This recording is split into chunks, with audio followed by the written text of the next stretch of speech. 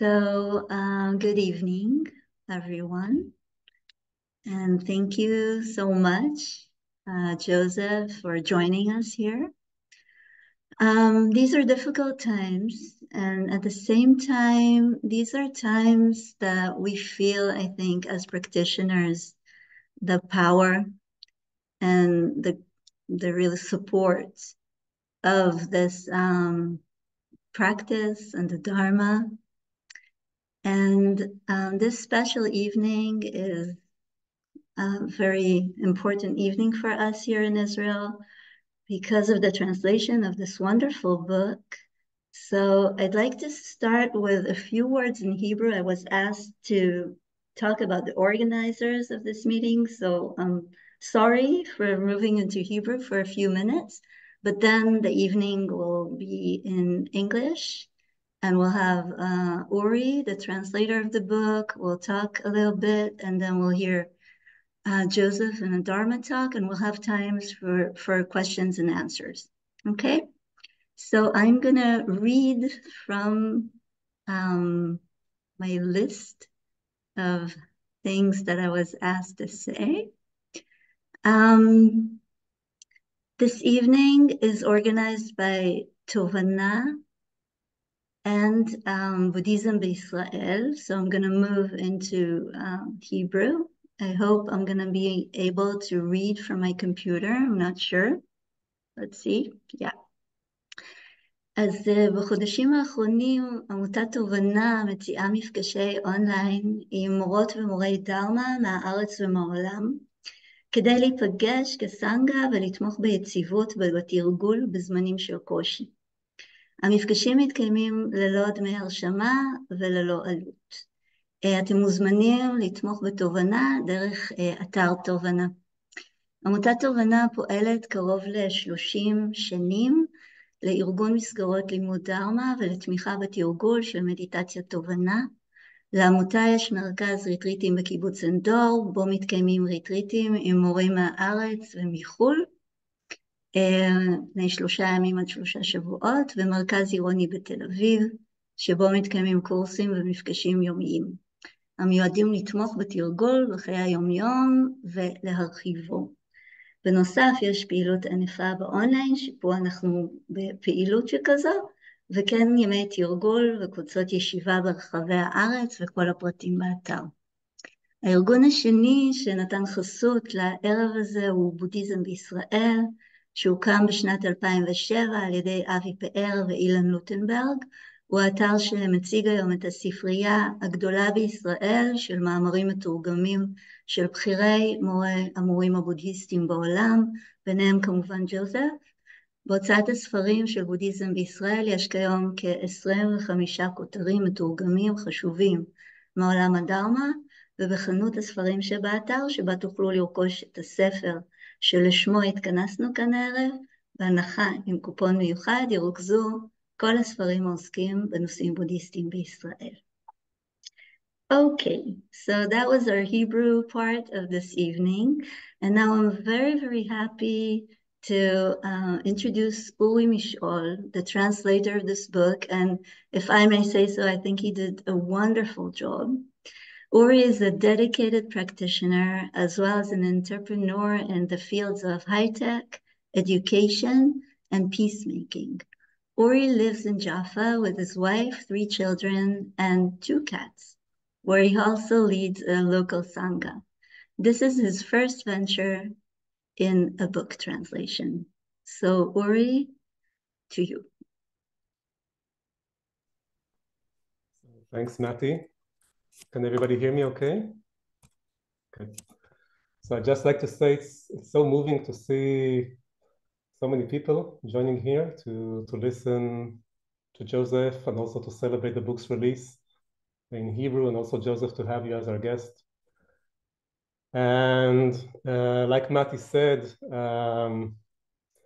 these are tough times, and I think 2 years ago when I started translating the book, I couldn't imagine that it would come out in times like these. But I guess sometimes the aspects of unreliability and unsatisfactoriness just just so painfully clear, and this is just a time like that. So we actually thought whether it's a good idea to release the book or wait a bit, but we felt it could actually offer some comfort and guidance. And I remember, Joseph, when we were nearing the end of the translation, I asked you to write, if you could write a short paragraph to add to the book's introduction. And you ended that paragraph saying that the world is in great need of greater wisdom and compassion.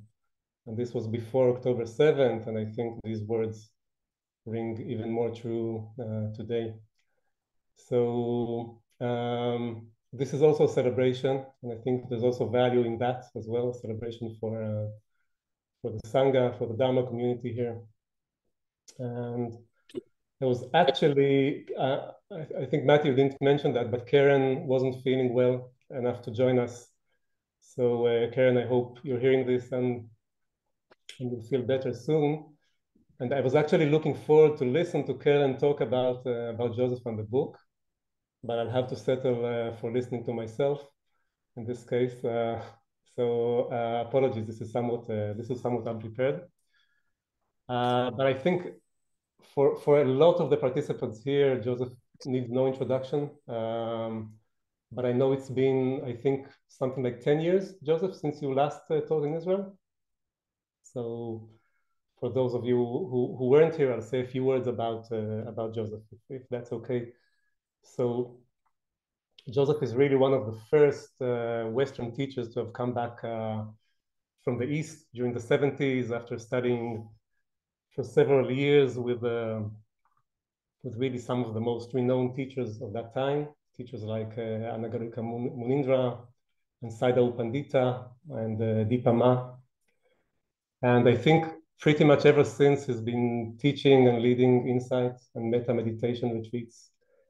And he's really considered to be one of the most influential Western Dharma teachers in the insight tradition. And Joseph is the co-founder of IMS, Insight Meditation Society, which is one of the biggest retreat centers in the United States. And I think actually this was a model when starting our own Tovana center in Indore. So this was sort of a model to build on, and according to which we still practice here. And Joseph also authored several books, and my favorite is Mindfulness, a Practical Guide for awakening. And I think it's one of those rare occasions when a book with a big name really stands up, to the name.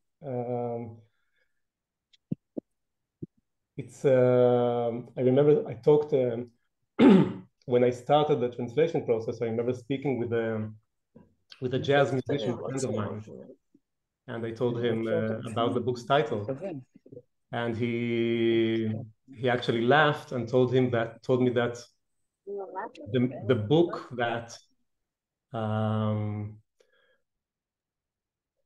taught him the most was a book called Learn How to Improvise. So it's just one of those rare occasions when such a name really fulfills itself. And I think I came across the book about a year after its release, and I think back then I probably had a meditation retreat or two behind me, and maybe took a course or two about Buddhism, and I was absolutely blown away by the clarity and the deepness, and it validated some of my experiences. And I think probably more than everything, it showed me how deep this rabbit hole could go, and how integrated and well mapped the practice path is. So translating it and even celebrating today is sort of closing the circle in a way. So yeah, I think what's so special about the book is that, and I don't know if that's your feeling, Joseph, but for me, it's really evident that it packs more than 40 years of experience in teaching and all the wisdom gained during that process in such a clear and practical way. So this is at least my feeling for this special book. I'd like to maybe say a few notes about the translation process into Hebrew. So this is a very comprehensive book on both the practice, on the Dharma, and it was a very nuanced task to translate into Hebrew, and sometimes there were very, very subtle dilemmas that came up, and we found ourselves needing to dance not only between the English and the Hebrew, but sometimes also going to the Pali source. So I was incredibly lucky to have Arbel with me as scientific editor, and it was such a joy to work together on all these wonderful little dilemmas that came up. And on top of that, we had a Supreme Court of Justice to turn to when that was necessary, in the form of Joseph, who was there to clarify and even change sometimes the wording when we felt it was necessary. So maybe just to give one example of such a dilemma, I think even translating the book's name, Mindfulness, is far from trivial to translate it into Hebrew. So there are a few possibilities in Hebrew, like words like muda'ut and kshivut that came up. And even the word mindfulness is actually an approximation, I think a wonderful one, but an approximation from the Pali word sati.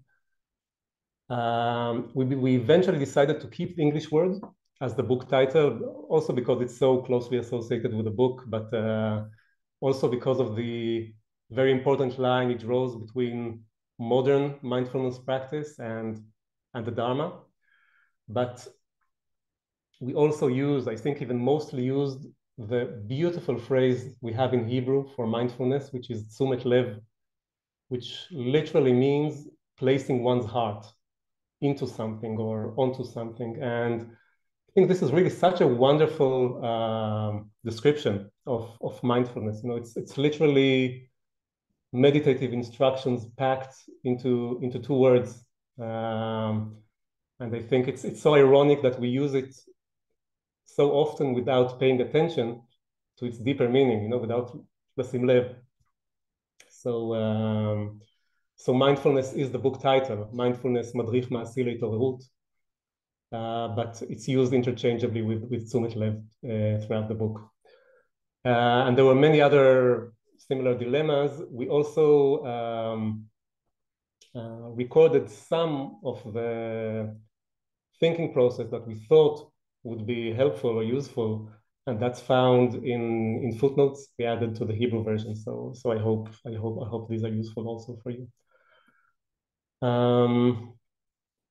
Maybe one last note is just to say that I think it's impossible to translate this kind of book as a practitioner without it impacting your practice. So, and I feel the translation process has touched me in a deeper way than I could imagine when I started. So if there's anyone in the audience considering translating as a practice, I think there are one or two English Dharma books that haven't yet been translated into Hebrew. So I really encourage that.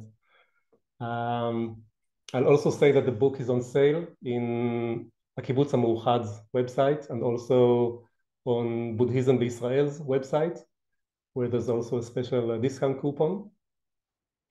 Again, thank you so much, Keren, for being part of this journey. Thank you, Joseph, for this wonderful book. And also thank you, Mati. Last formality for the evening. Mati has agreed to host this evening, and she's a wonderful teacher, as well as the co-founder and director of professional trainings in the Center for Compassionate Mindful Education. And she also wrote 2 best-selling books about mindfulness, and is a dedicated Dharma practitioner and teacher.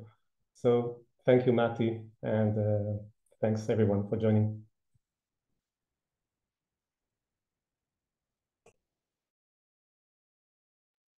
I think I forgot to say a few things, so I'll just say a few things about this evening.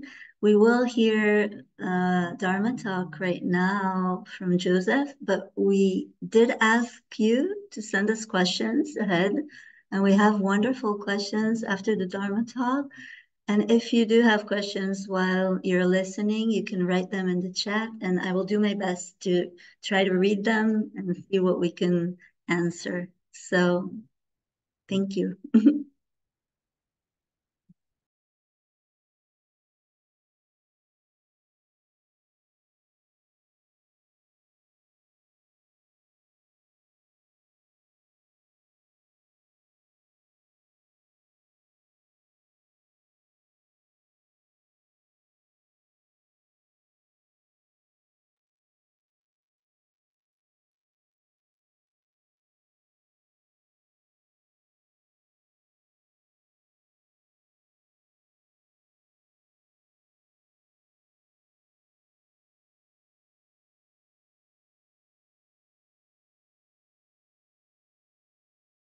So you're on mute. You need, okay. Reut, are you here? Can you unmute Joseph, please? It's a silent retreat Dharma talk. Here, great. Well, thanks to all of you, and especially to Uri, both for that wonderful introduction, but even more importantly for the immense amount of work that went into the translation of this book.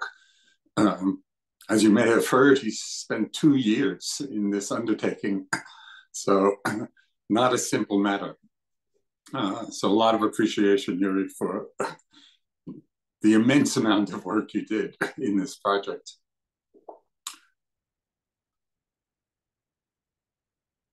So given the tremendous challenges that are facing Israel and actually so many other places in the world today, I wanted to speak briefly about the role mindfulness can play in navigating just all the complexities of these situations, which, as you all know very well, is not an easy task at all. It's really a very complex and difficult time. So the most basic premise of all the Buddha's teachings is that we need to take responsibility for our own minds. And a lot of people don't realize this.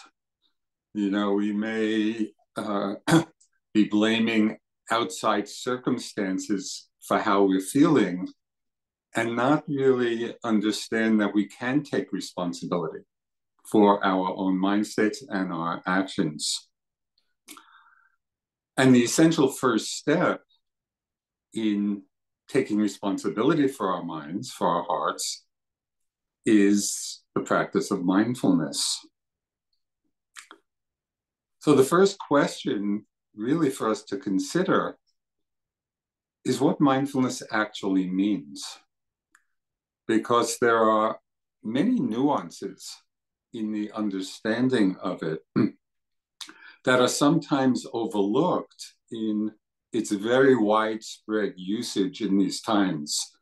I'm not sure how it is in Israel, but in the States, mindfulness has become part of the mainstream.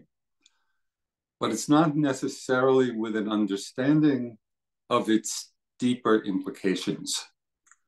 So this evening, I'd just like to highlight a few of the nuances of what mindfulness is and what it isn't. So if somebody were to ask us the question, well, what is mindfulness? I think a very common response would be, well, it's living in the present moment. right? If we're constantly lost in the daydream of our thoughts, it's very difficult to find any clarity or balance. So living in the present is really an essential foundation for any understanding of our minds and of our lives. But although this present moment awareness is foundational, it's actually not enough. It does not really encompass the deeper meanings of mindfulness. So just as an example, think of a small puppy, you know, full of energy, you know, engaged, running around, completely involved in the momentary and ever-changing sense experiences. And we can get very engaged and enjoy kind of the antics of a young puppy living its life. But as we look, you know, and we're watching the puppy, which is living in the present moment, right? It's not in the past, it's not in the future, but it doesn't really seem to be very mindful, right? As it's going on, living its puppy life. And so it gives us an indication that, yes, living in the present is essential, but it's not sufficient. If we really want to understand the deeper meaning of mindfulness, we have to explore something in addition to simply living in the present moment. So a further aspect that we can look at and investigate is what we might call the observing power of the mind. And by that I mean that as we're observing, we are aware that we're knowing. So it's not simply bare perception like the puppy. When we're in the observing mode of mind, we're aware of what's present and we know that we're aware. So this is an important distinction. It's the difference, for example, between being lost in a thought, as often happens, and being aware that we're thinking. So it's helpful to keep this distinction in mind. And this observing power of the mind, when we're observing what happens and we know that we're being aware, it opens up very interesting new possibilities of investigation, and one that can really transform the way we're living our lives and our way of being in the world. So as most of you know who have done any meditation practice, normally we go through the day with a steady stream of unnoticed thoughts. Right? This thought process, it's almost, somebody once described the mind as a thought machine, you know, and anybody who's observed their minds at all will know how prevalent this thought process is in our lives. What's interesting, even among practitioners of many years, just in the course of our daily lives, so often there's this stream of thoughts going on, background thoughts, and we're not really aware that they're there. This is very impactful. It's something like the soundtrack of a movie. You know, when you go to the movies, we can get really caught up and interested and engaged in the story, and perhaps are hardly aware excuse me, of the background music, the soundtrack. And yet, that background music is actually manipulating and conditioning how we feel. As we're immersed in the story, the music conditions, you know, whether we're tense or excited or we're sad, you know, or we're peaceful or we're joyous. All of this is being conditioned by this soundtrack that we may not even have been aware of. So the stream of thoughts in our mind during the day is like the soundtrack of our lives. These thoughts, often and even mostly unnoticed, are having an impact on our minds, our emotions. They are conditioning how we feel, and they are conditioning the kinds of actions we take based on those feelings. You know, so all of these thoughts that are going on unnoticed, they are conditioning or creating the inner environment in which we're living and out of which we're acting. So here's where the observing power of mind can play such a critical role. First, we become more aware of the particular kinds of thoughts that are arising. We are paying attention to the content of what the thoughts are saying. So we may begin to notice, and again, for those of you who have been practicing mindfulness, you'll be very familiar with this. We become more aware of thoughts of past and thoughts of future, or family thoughts, or work thoughts, or thoughts are just about the world situation or the local situation. So this is the content of what the thoughts are saying. So this is important because this is a first step leading towards mindfulness, where we're aware that we're thinking rather than being lost in them and simply carried away unknowingly. So this observing power of mind, the first part of it, begins to open up much greater awareness of our thought process. But then there is a second transformative understanding that can come with regard to the stream of thoughts. And this is something that I have found both completely interesting and also hugely impactful. And it has to do with us asking the question of ourselves as we're thinking. You know, for example, if you're sitting and meditating or just walking and you're being aware of thoughts going on in the mind, in addition to understanding what the thought is saying, we can begin to ask a question that very few people ever ask in their lives. And the question is, what is a thought? Not what is the thought saying, but what is a thought as a phenomenon? So this is a very different approach to understanding the thought process. We're going from the content, from the storyline, to the nature of thought as a phenomenon in the mind.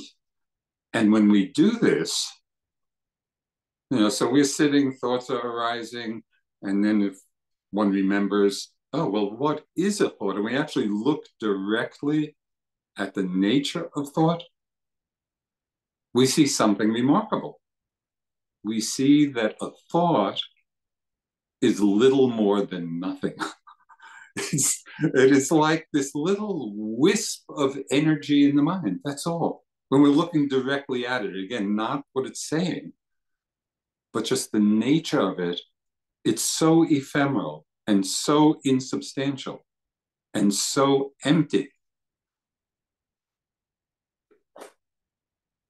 But what's so amazing is that, and this is really one of the great paradoxes of our lives,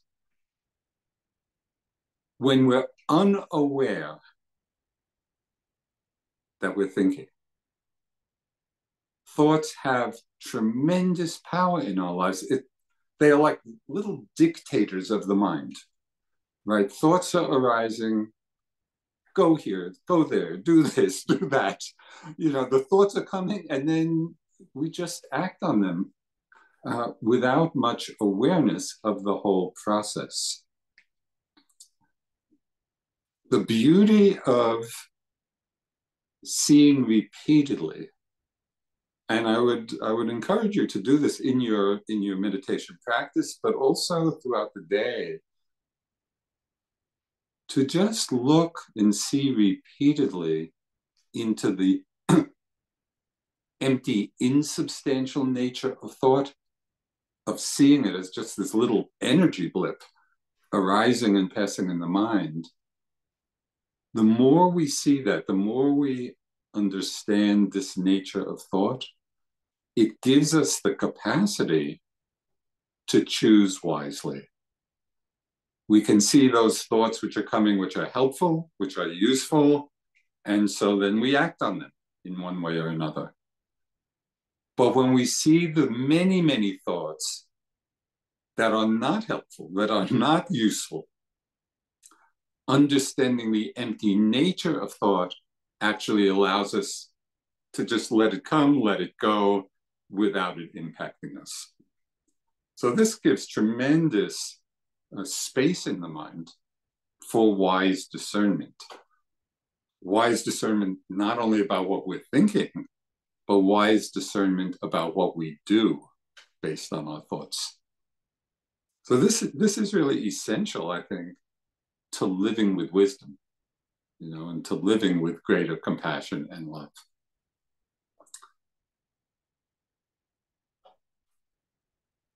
But this observing power of mind, which is a big step forward from the puppy mind, you know, of just bare perception, we go to this observing power of mind, which I just described, but it's still not, or is often not yet mindfulness. And this begins to indicate the depth of what mindfulness actually means. Because we can be observing anything. Could be observing our thoughts, our emotions, our bodies, the world outside. We can actually be observing and knowing, you know, that we're seeing or thinking or feeling. But the observing can be happening through various and often unnoticed filters. That is, we're observing what's arising very often through the filter of wanting, through the filter of aversion, through the filter of delusion. And so our perception of what's arising gets distorted by these filters in the mind that we may not be conscious of. So one teacher described these three ways of relating, you know, of wanting or aversion and delusion. This teacher described it as the mind that is pulling something in, which is wanting, pushing away, which is aversion, and running around in circles, which is delusion. And so I just like that kind of very vivid imagery, you know, describing these various attitudes of the mind. So I'd like to give just a couple of examples of how these filters are often conditioning our experience unknowingly. So this goes back to the time I was practicing in Burma with my teacher Sayadaw U Pandita. And he was a very demanding teacher. So in a way, he was like a fierce Zen master. So the retreats were very intense, you know, and he had very high standards of practice. I had been at the monastery for a couple of months, and my practice had settled in, and I was feeling pretty good. You know, the body felt open, just kind of a free flow of energy, and what I thought was mindfulness seemed to be flowing along very smoothly. But in this very open field of quite smooth energy, there was one place in my neck that felt like an energetic block. You know, and so I would be watching it and trying to release the block. I go in for my meeting with Sayadaw, and I'm giving my report on my meditation, and I describe all this to him, and I say, but there's this one block, you know, in my body. And he just looked at me, and he got on my case for calling it a block. And this was something I hadn't even realized, but just describing it that way to myself and relating to it as a block already contained aversion in that way of relating. And I thought I was just describing an objective situation, not realizing, oh, block, that means I have to do something to get rid of the block. So right there, aversion is at play. And it was so interesting having that pointed out. And it's really a good lesson in how the language we use to describe what's happening conditions how we're relating to what's happening. And so this is a really helpful thing to begin to understand, you know, in our lives, in our practice. This awareness of these filters in the mind through which we are observing our experience, it plays a very critical role in navigating the powerful realm of emotions. You know, and I'm sure given the current hugely challenging situation going on now, there must be powerful emotions arising at different times.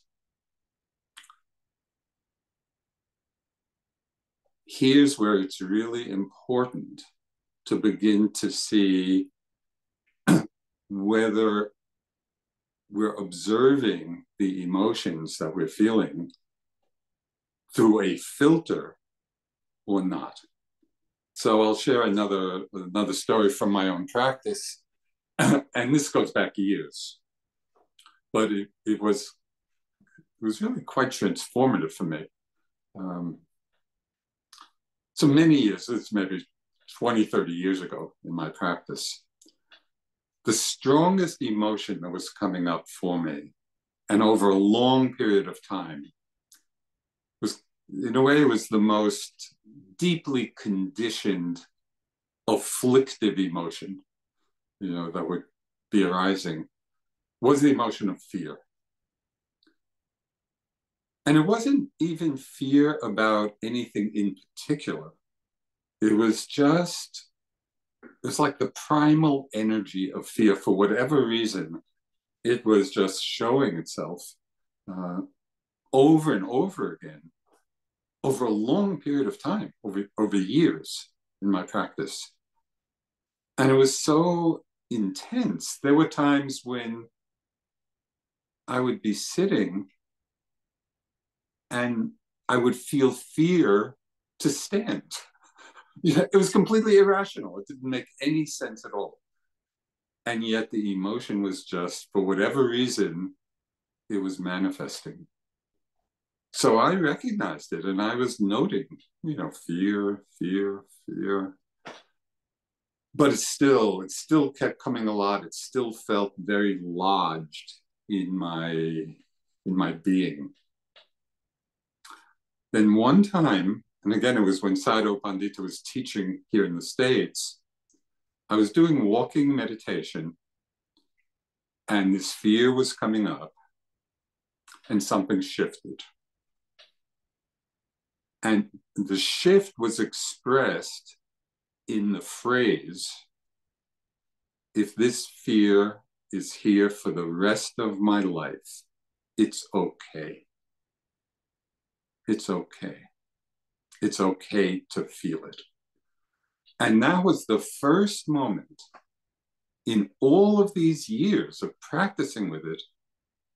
It was the first moment that I truly accepted it. And that was revelatory to me. It was so interesting. And in that moment of genuine acceptance, it's okay. Just let me feel it. When I could see it without the filter of wanting it to go away, which I did because it's an unpleasant emotion, right? Didn't like it and did want it to go away. But when I could see it without that filter, oh, it's okay to feel this even though it's unpleasant, that whole mass of fear washed through.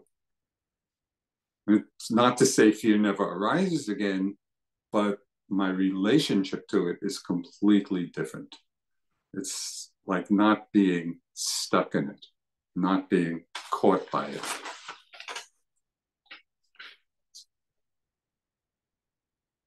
So this experience highlights the important distinction in our understanding of our mindfulness practice between recognition and mindfulness, because we often confuse the two. We often think that if we're recognizing what's there, it means that we're being mindful. But we can recognize what's there, as I had been doing with the fear. I knew what it was. I recognized it, but I was not accepting it. So mindfulness is not simply recognition. It's not simply the observing power of mind. And here's really getting to the real heart of what mindfulness means. We're with what's arising, whether pleasant or unpleasant, or even very unpleasant. Mindfulness means being what's arising without wanting, without pulling it in, without pushing away, and without just getting lost in confused thoughts about it all. So this would be something really helpful to keep an eye out for, in your practice. In doing this, one important indication of non-acceptance, because sometimes we're not even aware that we're not accepting it. So one important kind of signal to us that something's going on that we're not accepting is a sense of struggle. We're all familiar, both in our meditation practice and in our lives. We're all familiar with what it feels like when there's a kind of inner struggle going on. Well, struggle, this feeling of struggle, can be a very useful feedback, because what it's really telling us is that something is going on. It may be, strong physical sensations in the body, or challenging emotions, or situations in the world. When there's a sense of struggle, it's telling us that something is arising in our experience that we're not accepting. Because if we were accepting of it, we wouldn't be struggling. So again, we can turn what might seem to be a problem, and with reference now to the meditation practice itself, when we're struggling in our meditation in one way or another, we might think, oh, this is a problem. We can transform that into taking that struggle as a sign to us. oh, what's going on here that I'm not open to, that I'm not accepting? And so it actually deepens our practice. But there's a very essential point here as we're speaking about acceptance. It's important to recognize that acceptance does not mean non-responsiveness. Right? Acceptance actually provides the balance and clarity in seeing a situation so that we can respond skillfully. So it's, in a way, it's understanding the difference between responding and reacting, or responsiveness and reactivity. When we're simply reacting to the situations within ourselves or in the world, basically we're simply just acting out our own particular habit patterns of conditioning, right? And it may involve, wanting this or that, or aversion to this or that, not necessarily having clarity, having balance, having a deep understanding of what an appropriate response should be. So in our growing understanding of mindfulness, of what it means, we go from the bare perception of puppy consciousness, just running around, engaged in the world, but without any awareness of what's being observed.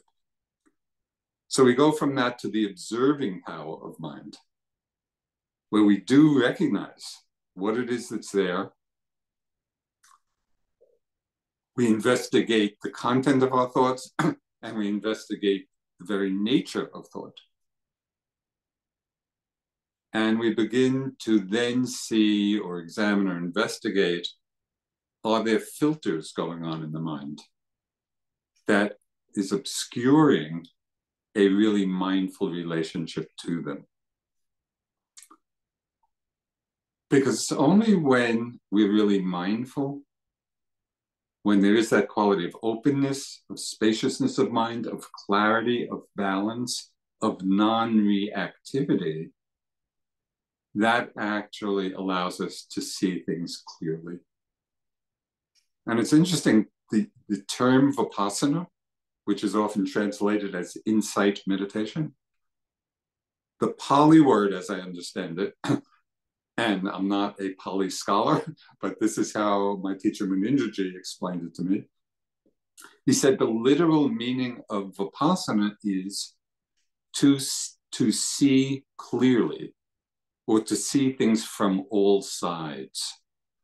So we could say that our mindfulness practice, as it develops into insight, comes or results in this clear seeing. So the last thing I just want to mention, a few simple tools that we can use in our practice and in our lives, just in our daily life experience, to know whether we are actually being mindful in this deepest meaning that I've been talking about, or we've slipped back unknowingly into a mind of reactivity. And sometimes that reactivity can be very obvious, and sometimes it can be really subtle. So there are just two ways that I found really effective in helping to notice, whether the mind is being reactive or whether it's being mindful. So one is really simple. And in your practice, one of the tools, in mindfulness meditation, in some traditions, not all of the teachers teach in this way, but many of my teachers did, it was using the tool of mental noting, mental labeling. So it can be really simple. We're just acknowledging And this is the recognition part, you know, in, out, or thinking, or hearing, or seeing. So we're making just a very soft, gentle note, which helps keep us on track. So one way of determining whether we're actually being mindful or we're being reactive is to notice the tone of the note in the mind. Right? So, for example, if you've just been lost in thoughts a lot, and then you start noting, but you're noting with a kind of aversive tone. Oh, thinking, you know, where the tone is embodying some kind of self-judgment. So the tone is going to reveal to us, oh, the mind is not being mindful at this moment, even though it's recognizing the thoughts are there, because we're relating to it with aversion. And what's really amazing is that simply by changing the tone of voice of the note in the mind, you know, from a maybe judgmental tone or aversive tone, we just soften it. Oh, thinking. Just by changing the tone of voice of the note, it changes the quality of our minds. And so if in your practice you do use the tool of mental noting, or at least at times use it, pay attention, you know, to the tone in the mind. The second way of revealing to us what our relationship to the experience is, you know, whether there are filters of wanting or aversion or confusion, is something that was suggested by another Burmese Sayadaw teacher, Utejaniya. And this is found to be a very useful suggestion. He suggested asking frequently in the course of our meditation, just asking the question, what's the attitude in the mind right now? And we can do that with anything. We can do it with the breath. We could do it with sensations, with thoughts, with emotions. Well, what's the attitude? And very often, just by asking the question, something is revealed. So I'll give you just another example from my own practice. After I had heard this suggestion, I was sitting, very ordinary sitting. I was just feeling the breath, you know, in and out and in and out. And I thought I was being just present and mindful. But then I thought to ask the question, oh, so just in the feeling of the breath, I asked myself, well, what's the attitude in my mind? It was so interesting because simply by asking the question, not even getting an answer, simply by asking the question, I could feel my mind drop back from a wanting that I didn't even know was there. So I'm just feeling the breath, you know, in and out and in and out. What's the attitude? And it dropped back from this very subtle wanting of wanting more calm, or being with the breath for more concentration, or it was wanting something. And just by asking the question, the mind dropped back into what was really mindfulness, just there in the moment, with the experience, without any reactivity, you know, genuine acceptance of just the moment. So this points to one of the most fundamental understandings of meditation practice, and one which is easily forgotten. And that is, in terms of the meditation, it's really not important what it is that's arising. What's important is how we're relating to what's arising. So that's the key element, and that's the key element of mindfulness. How are we relating to whatever our present moment experience is. Be very helpful to keep this in mind. And the essence of this suggestion, I think, was captured by Ajahn Sumedho. You know, he was an American monk, a disciple of Ajahn Chah, very senior monk. He had a great phrase. Our practice is not about following the heart, it's about training the heart. And I think that is really very apt advice, because not everything in our hearts are wonderful. You know, many things are, but we're all a mix of a lot of different things. So it's not simply following every impulse of the heart, it's training the heart. And we train the heart through the power of mindfulness, of really seeing clearly, you know, what is skillful, what is unskillful, cultivating the one, letting go of the other.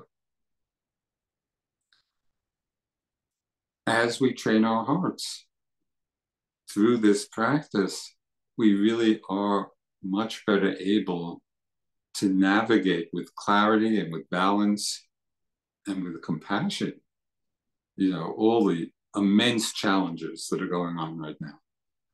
So I feel there's just a really important connection between our meditation practice and living wisely and responding wisely to our present circumstances. So I'd like to close with just a very simple, I call it a metta prayer, prayer of loving kindness. Really simple, that I think everyone in any circumstance could easily cultivate, could easily see the value of.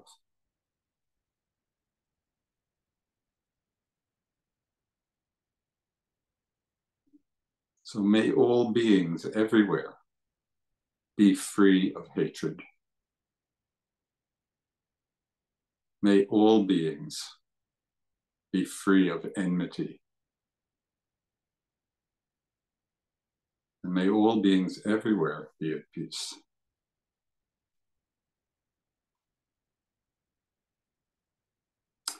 Oh, thank you for your attention. And it was suggested that there was some time for questions and answers, but I prefer to characterize it as questions and responses, because whether the response will actually answer your question or not may be debatable, but there will be a response in any event. Thank you so much, Joseph. It was wonderful listening to this talk. I looked at all the questions that we received, and I tried to look into the currents so that we can maybe try to answer a few of them and not just, you know, one by one. So I think there are two categories that would be very, very helpful to hear your thoughts and responses about. The first is there are lots of questions about compassion. And I think a sense of kind of a dissolvement of the views surrounding compassion after what happened here on the 7th of October. So we've got quite a few questions about how to keep the practice and feeling and motivation of compassion with the events that have happened. So there are questions about how can I feel compassion towards Hamas. We've had, I'm sorry that we're bringing up all of that, but I think that even saying these things is helpful, just to have it here as a group of practitioners together. So how can I feel compassion towards Hamas? There was one very touching question. Since some of the people that were killed in Israel on the 7th of October were practitioners and peace activists. There was a question about how can I believe that if I am compassionate, then the other will respond to me in a way that is compassionate as well. So there was all, I think, that kind of deep questioning of the effect of our practice on the world. Is there an effect? So yeah, so that's one category. And then I'll just say the other one, okay, and then you can choose. Maybe you'll just decide. The other category is questions about mindfulness that come from people working with people that were evacuated, people that were hurt, people in trauma. And there was one, I think, very important question from Amos Avisal, which is a teacher. And he asked for your advice regarding practices that are recommended in situations like this. What would you recommend if you're teaching a group of people that you know have been through immense trauma? So these are the two categories that I think about, and you can respond to whatever you feel is right. Yeah. Yeah, I mean, the current situation really gives rise to, some very profound questions. So, to address some aspects of the first category, for the purpose of the discussion, I would just like to kind of merge the feeling of metta and compassion, because they both create a certain kind of response. And I'll share a story with you, which made me first think about all this very question. I was teaching a retreat just after 9/11, which, was the American equivalent of October 7th, when the planes flew into the World Trade Center and, thousands of people were killed. And so I was teaching this retreat just after, and there were a lot of people from New York on the retreat. And we were teaching the metta, the loving kindness meditation. As many of you know, this general sequence in doing the loving kindness meditation. You start with a benefactor, and then a friend, and then a neutral person, and then what's called the enemy, and then all beings. So when we got to that category of sending metta to the enemy, right, in this case, the people who flew into the towers, many people, there is no way that I can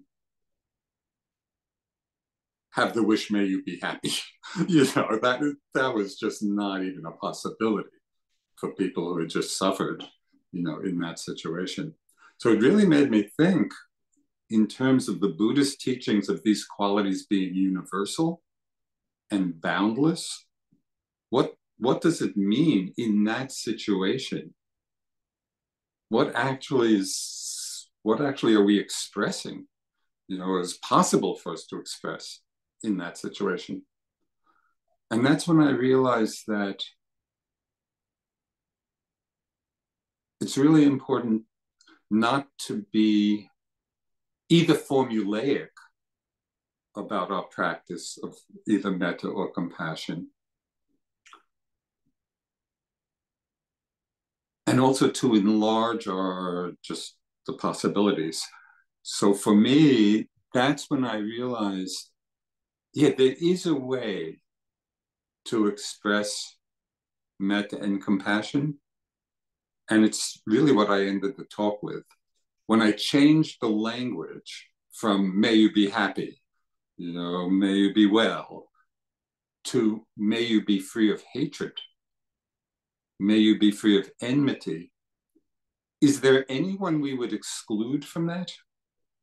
I mean, even with Hamas, to express the wish, may you be free of hatred, may you be free of enmity. Would we want to exclude the people who have perpetrated, such violence? No, because those are the mind states, precise mind states that are the cause of those actions. So I think there is a way of being inclusive in our wish. And we may not want to, perhaps we may not even want to call it a loving wish, but it is, if really that's what we're wishing for. May you be free of enmity, may you be free of hatred. So I think there is a way when we craft the appropriate language and meaning to the situation, I think it is possible for it to be universal. And so I would just invite you to experiment, whether it's those particular words or maybe finding, your own expression of wishing for the causes to be there for peace. So for me, in that situation right after 9/11, it was a transformative moment of transformation in my understanding of what the practice of metta and compassion could include. Because before that I had been just doing the very formulaic, may you be happy, may you be well, and that clearly didn't work. But there was a way that did work. And so I think it's worthy of exploration. In terms of the second question, there has been a lot of work by certain teachers of applying mindfulness and how to work with mindfulness with trauma. I am not an expert in this, so I haven't studied that particular niche of the application of mindfulness, but there are some very good books about using mindfulness in working with trauma. So I would just suggest, rather than my saying something which I don't have much experience with, to go to some experts, because there is a body of knowledge of applying mindfulness in those situations, and there could be some really useful suggestions.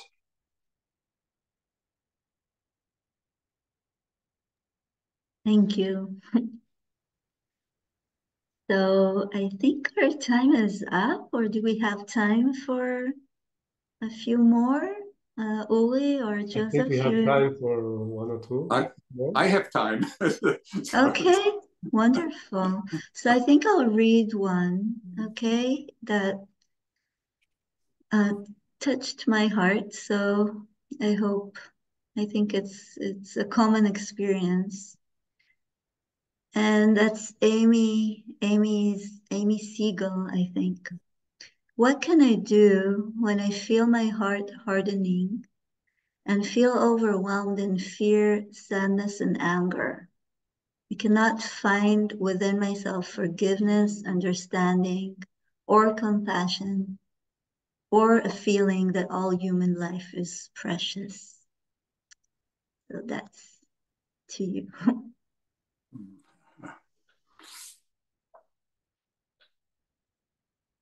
Well, this touches on some deep issues. So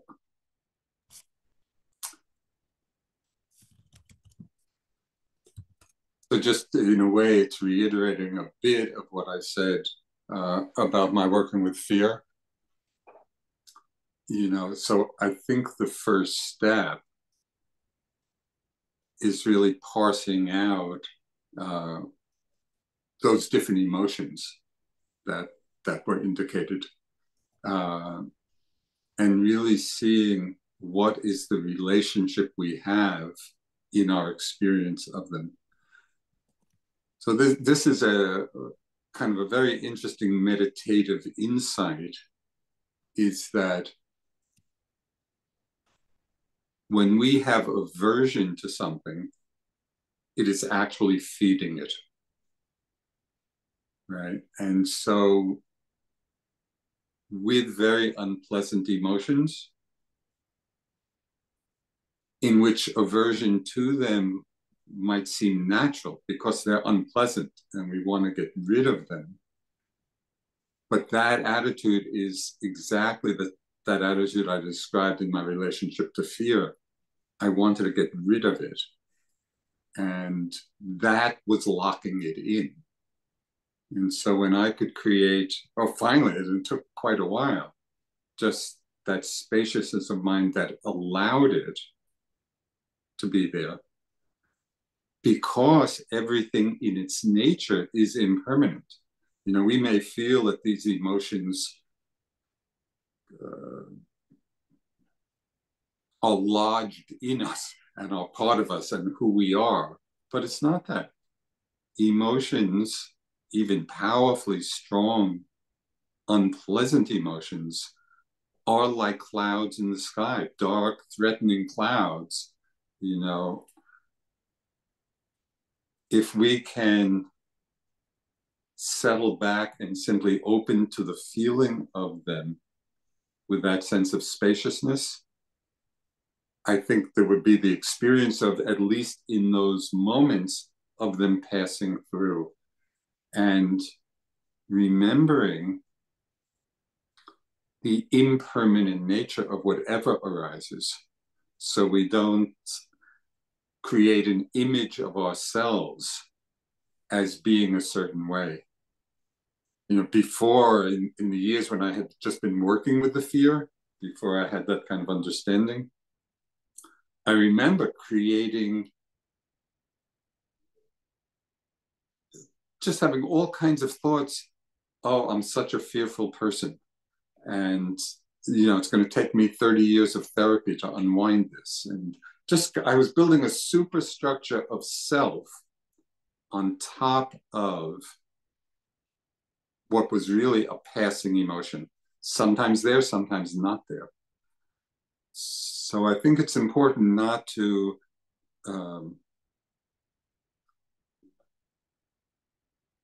strengthen the belief that these emotions define you.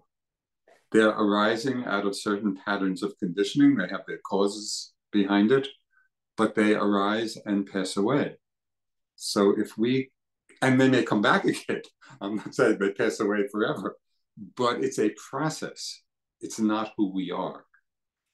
And so if we can begin to practice not identifying so much with the emotion, but seeing it as an arising in the mind or in the heart, and we feel it, and it's unpleasant, and that's what makes it challenging.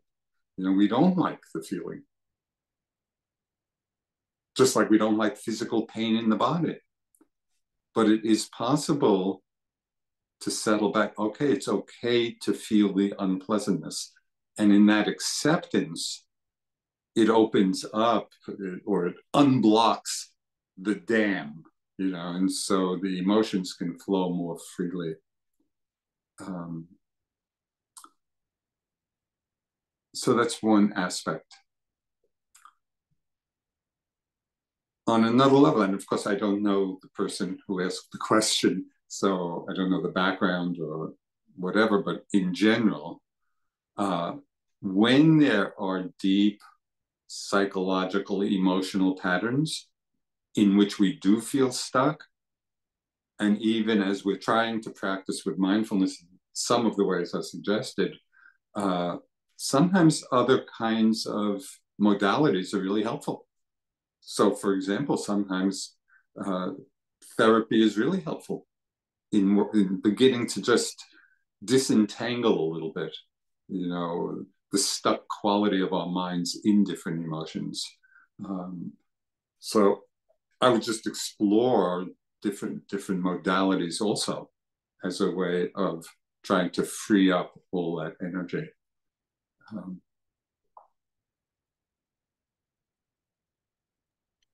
Thank you. Yeah, I think one last. This clearly is that question is a huge question, and how to work with these very deeply powerful feelings.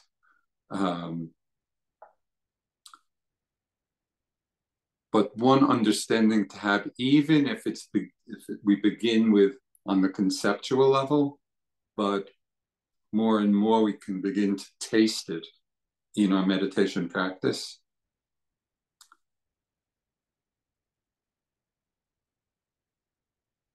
How to say?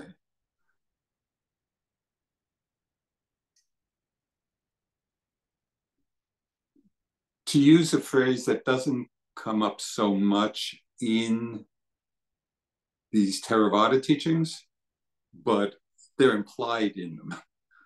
And that's the term Buddha nature, right? And I think there's something powerful about understanding that we all have Buddha nature, which means that in all of us, the very nature of our minds, the very nature of awareness, it contains the potential, the possibility of freedom.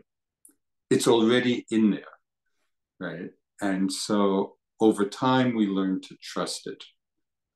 So that even as we're working with sometimes huge challenges of what's arising in the heart and mind, knowing that the Buddha was pointing to that space within ourselves where we can be relating to whatever it is in a free way. And that, of course, takes practice and perseverance. But to know that it's already here and we just have to uncover it. So I hope at least maybe some things which I mentioned might be of some help. Thank you. I was thinking while listening to you and reading these questions that even asking the question of how to be compassionate during war is a sign for me, while reading it at least, of great hope that there can be this type of question in the mind. Yes. While feeling threatened, while feeling, all of these emotions, and that in itself, maybe even just the question itself, is quite an answer or a response to the situation. Yeah. No, I think that's a very important observation. That it just reveals that we hold that as a value, even if we can't quite figure out exactly how to express it, but the fact that this is a core value in our lives just is so important. Yeah, inspiring. Yeah. Yeah. So there were more, if you're up to it. Well, maybe one more. Maybe one more.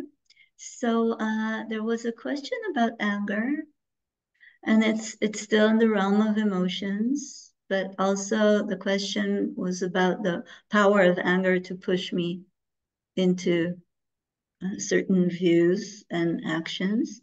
So if I would look at it as a simple question, maybe, then it was how to deal with states of anger, strong states of anger. Yeah. So anger is a very interesting emotion because very often it arises in response to a situation that needs addressing. So, for example, anger could arise, not always, but sometimes it arises in the face of injustice, or in the face of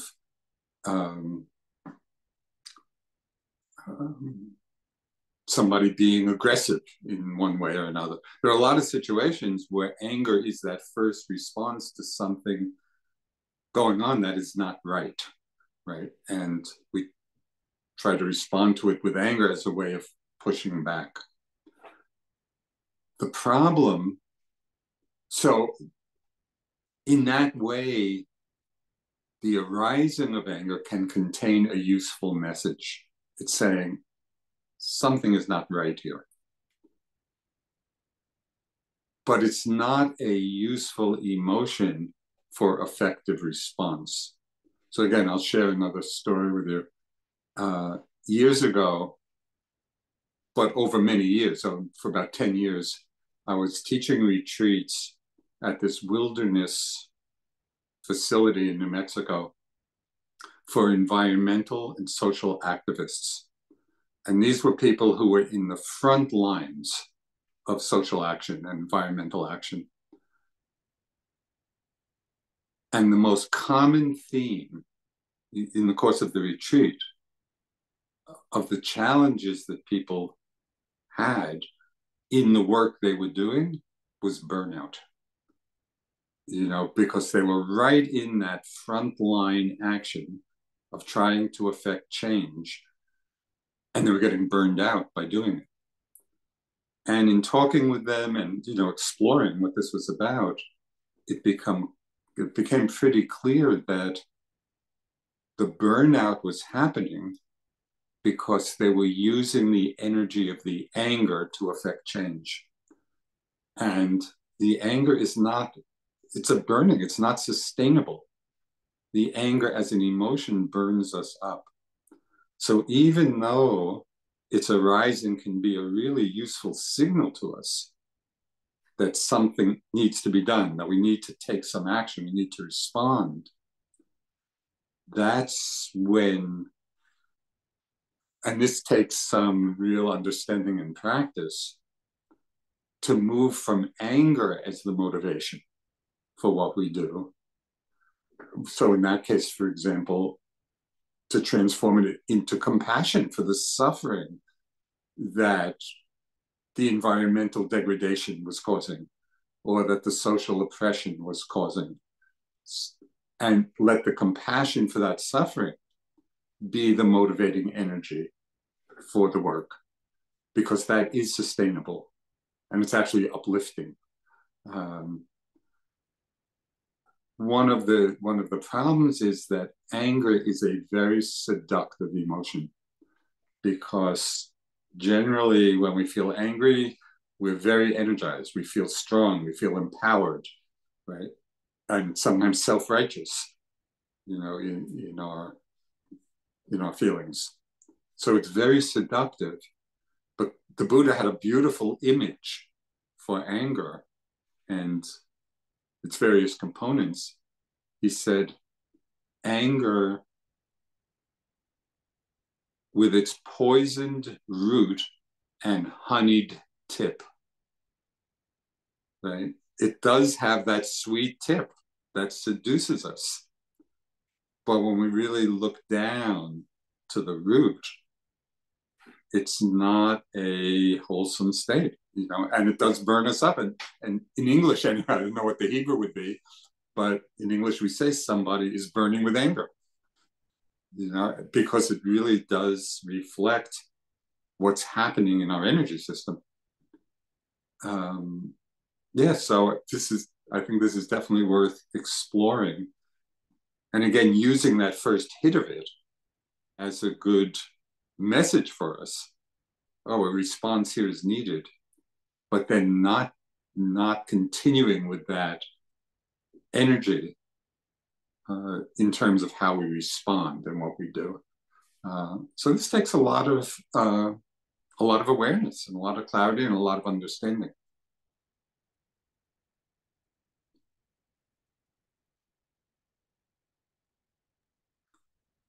Thank you.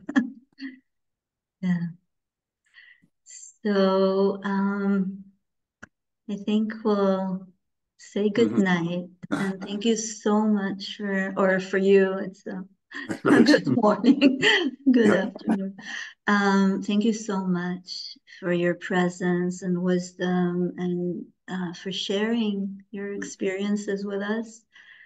I really feel, I think the community of practitioners in Israel feels great support when people like you agree, come and speak with us and kind of reflect about the experiences we're all going through. So thank you so much. And also again, Uri, maybe you want to say good night, but thank you for translating this wonderful book. And for Karen, again, which is not feeling well, we wish you good health. And yeah, so good night. Uli? Thank you, everybody. And thank you, Joseph, so much for this evening. Yeah. Well, it was really wonderful to be with you all and share a lot of good wishes for peace.